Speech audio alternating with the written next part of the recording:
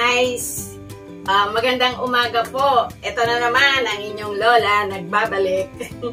Ang gagawin ko ngayon guys ay dolphin shorts.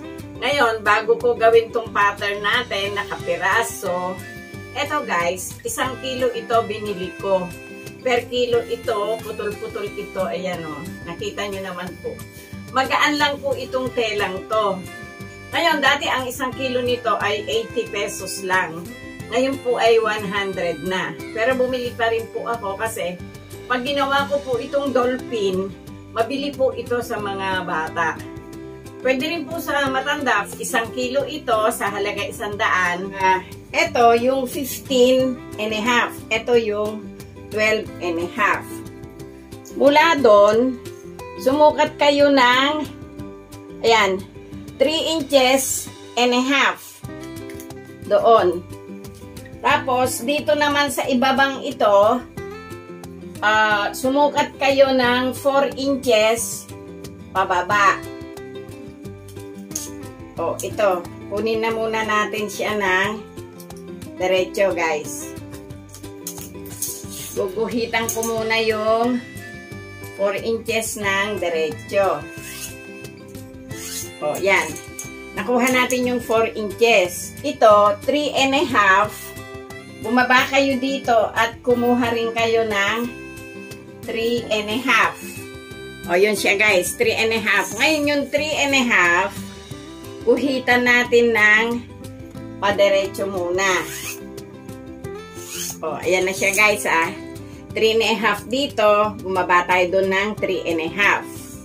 O, yan. Ngayon dito sa kabilang ito, dito sa 4 inches guys, bumaba tayo ng 1 and 1/4. Itong 3 inches na to, pagdating po dito, kung iyon ay 4 inches, dito guys, kumuha naman kayo dito ng 6 and a half. Ito siya guys, 6 and a half. Kasi yung 6 and a half, mula dito sa itaas na to, umislide po kayo doon sa 4 inches. Ayan guys, oh. Ito siya. Oh. Ngayon, ito naman, ito guys, itong binaba natin dito, kung ano yung kinuha nyo doon na 1 and 1/4, ibibilog nyo naman po ito papunta dito sa 1 and 1/4. O, gupitin natin guys Ito yung umakyat doon. O, ito siya guys Ito yung pinakabilog ng shorts natin. Ngayon dito, gupitin nyo to dito ng diretso doon. Pagdating po doon, i-slide nyo na po siya doon sa 4 inches. Ngayon guys, dito, ito huli na. Bumaba po kayo dito bumawas kayo dito sa laylayan ng 1 inch. Yung 1 inch, i-connect nyo po dito. O, yun siya guys i-connect natin itong 1 inch pababa doon. O, ito na po yung dolphin shorts natin. Sana nasundan nyo po yung sukat ko. O, guys, ito muna yung tela natin. Gugupitin ko na muna siya ng puro padiretso.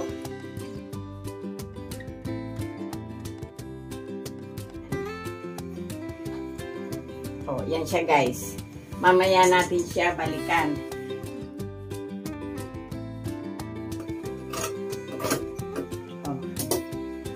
Siya guys. Ngayon ito pwede siya sa pambata. Mamaya gagawa ako ng medyo mas maliit na pattern para dito sa natitira.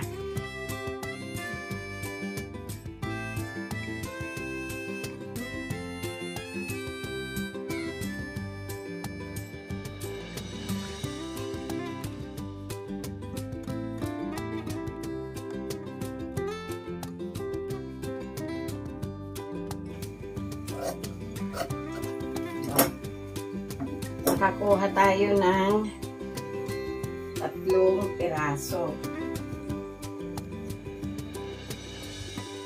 Oh, ito guys. Oh guys, ipapartner muna natin ito.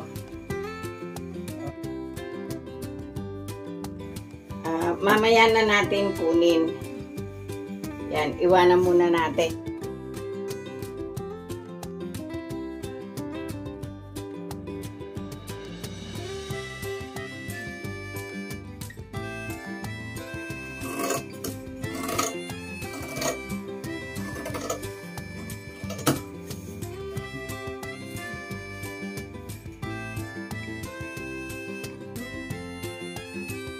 Oh guys, ang nakuha natin dito sa pattern natin, 1, 2, 3, 4, 5, 6, 7, 8, 9, 10 pieces na pwede sa pang malaki, sa pang adult. Ngayon, itong natira guys, medyo hindi tayo po pwede na ganito pa rin ang size. Ngayon, ganito lang po ang gagawin nyo. Dito sa taas, magbawas kayo ng 1 inch and a half. Tapos ito, 1 inch and a half.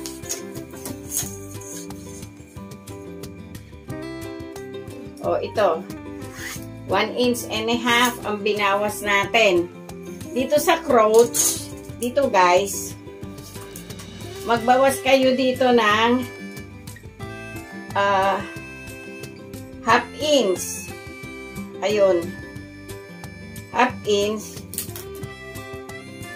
Ito yung binawas na half inch. Oh. Nabawasan ng half inch. Ngayon dito, magbawas kayo din ng half inch pababa. Ayun siya guys, oh. Ngayon, nabawasan na doon. Dito, sa ibabang to, magbawas kayo ng 1 inch. Oh, yun lang matitira doon guys. 1 inch, 1 inch, 1 inch, at 1 inch. Oh, gupitin natin ngayon yung binawas natin. Ito yung binawas natin sa ibabaw. Tapos dito guys, ito yung binawas natin sa pundiyo niya. Ngayon dito, binawas natin ay ito. Tapos guys dito, pag kurbada nyo dito, o yan, pambata na po yung dolphin natin. O guys, ito yung ritaso natin. Ang nakuha ko doon sa maliit ay 7 pieces. Tapos doon po sa malaki ay 11 pieces. Yan. Tatahiin ko lahat to, pero ipapakita ko sa inyo yung paggawa ng isang maliit at isang malaki para makita nyo po kung paano siya tahiin ng madali. Yung pong maliit, gagawin ko siya ng hindi dumadaan sa 5 thread o sa edging o sa piping. Pero yung malaki, i-edging natin, idadaan natin siya sa piping. So guys, ito yung tahiin natin na hindi natin kailangan ng edging. Para po dun sa mga nanay na walang edging, ganito lang po yung gagawin nyo.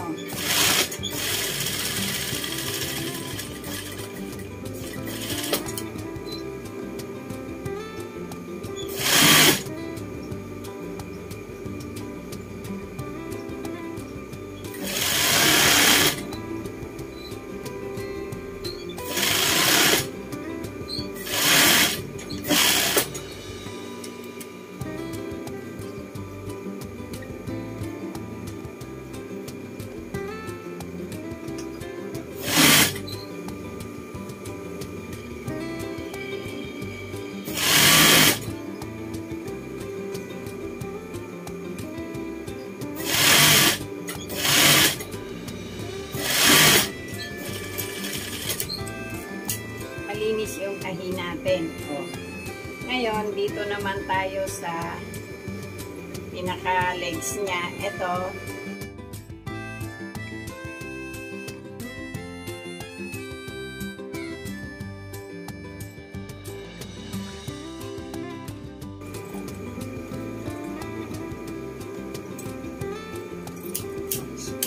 Pagkatahian na po natin dito, baliktarin nyo din doon sa kabila. Siya guys.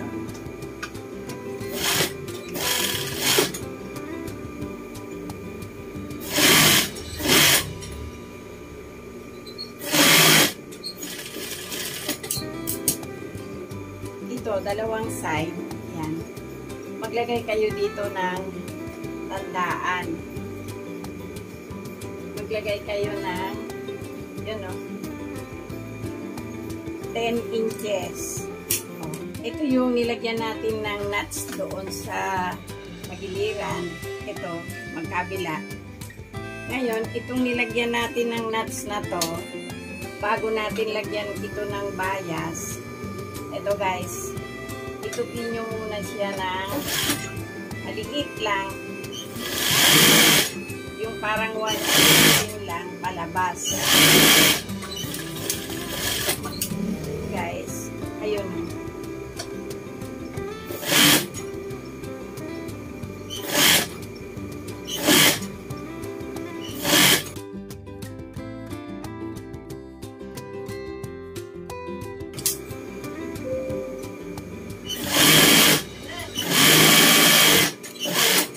Naikapit ko na. Itaob nyo uli yung shorts. Tapos itong nilagay natin na bias, i-fold nyo na siya dito sa ayan. Ayan siya guys. Oh.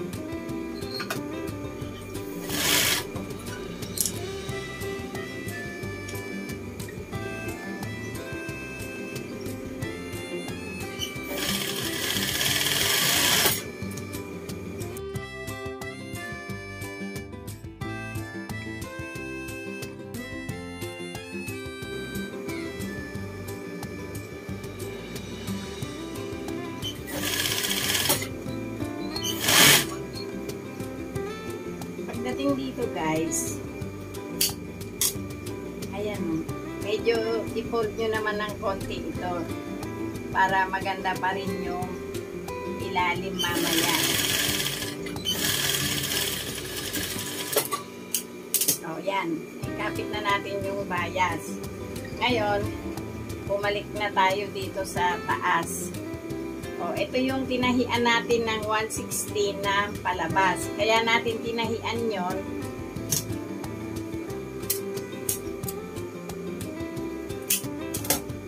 Kaya natin tinahian yon guys kasi ipapatong natin ito. O, para malinis. Ipatong nyo siya doon. Tapos, ayun o. Tahian nyo pa ulit na isa dito. Yung dinaanan nyo kanina, daanan nyo ulit. O, ito yung ending nung bias natin. Kaya tayo ay hanggang dito din lang.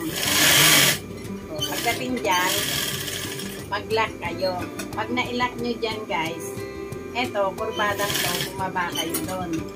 O, tapos, bumalik kayo dito.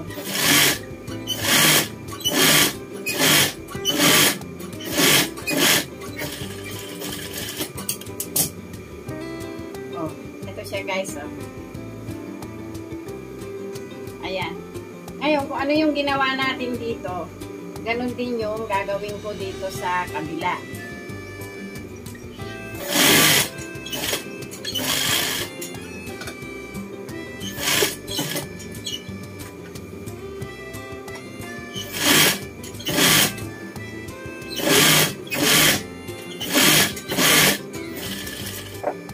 O yan guys, oh. Napipingan na natin yung dalawang legs. Ito na siya. Oh. Ayan siya guys. Saka ito. Ngayon, lalagyan natin ng garter. bago kayo maglagay ng garter, ang gawin nyo guys, ito, ikapit nyo na doon.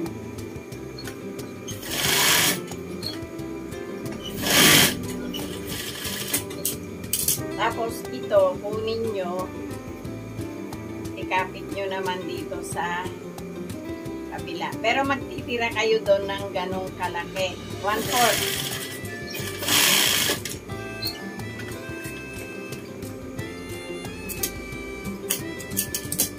Ngayon, yung 1/4, i-fold nyo dito sa garter.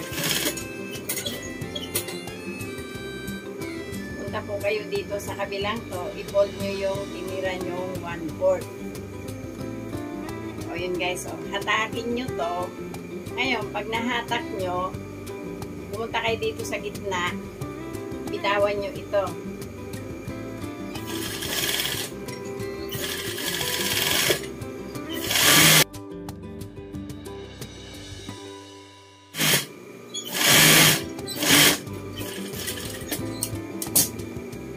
O, yan gato. Itong garter, ibalik nyo na po dito. Yan. Idaog na natin dito sa katawan.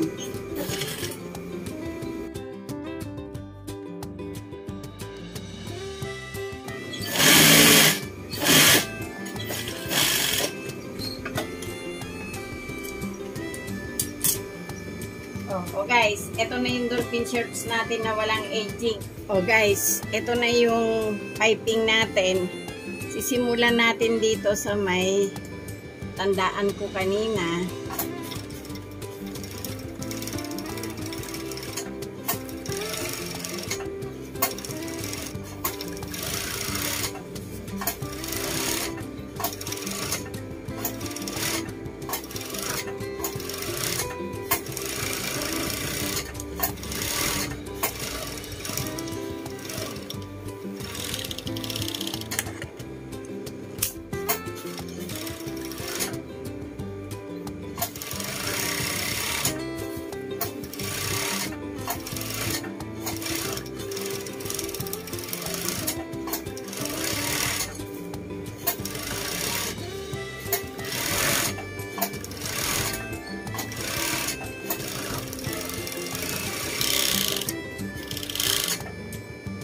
O yan guys, i-straight machine na natin.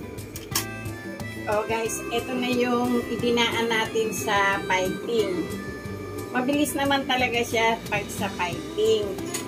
Pero kung wala naman po kayong piping, ganun po ang gawin nyo.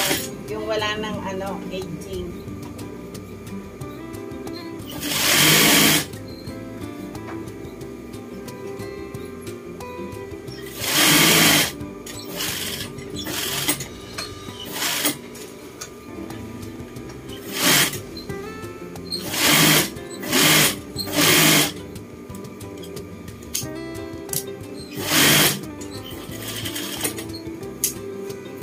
Ayan siya guys. Oh. Tapos, ito yung piping natin. Dito tayo sa kabila.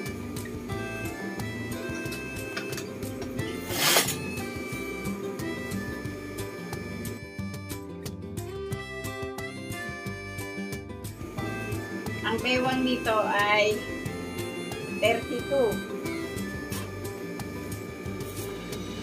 Kaya, lagyan natin siya na, pag ganito guys, ganyanin nyo na lang yung garter nyo. Ayan. Magpasobra kayo ng mga 2 inches sa dulo.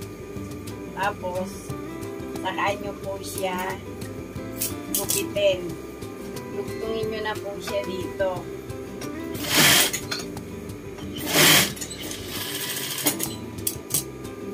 Ngayon, nadugtong na natin.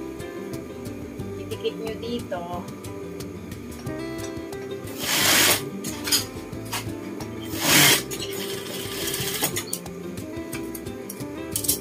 Tapos guys, kunin nyo yung gitna. Pagkakuha nyo sa gitna, dikit nyo naman dito sa kabila. Madikit na natin. Pagka ganito guys, hindi nyo na kailangan i-fold yun.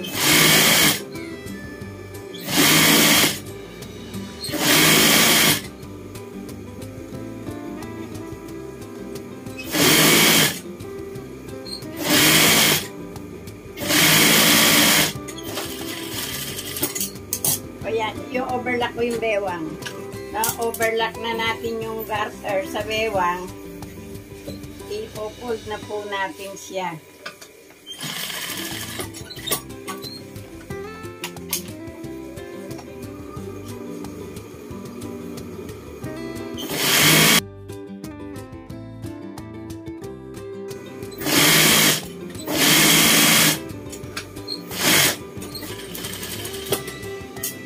Ayan, tatapusin ko lahat yon, yung 11 pieces na malaki at saka 7 pieces na maliit. Oh guys, ito na yung shorts na tinahi natin na dolphin. Yung maliliit guys, katulad nito, yan. Ang nagawa kong maliit ay 7 piraso. Ngayon, ibibenta natin ito ng 15 peso each.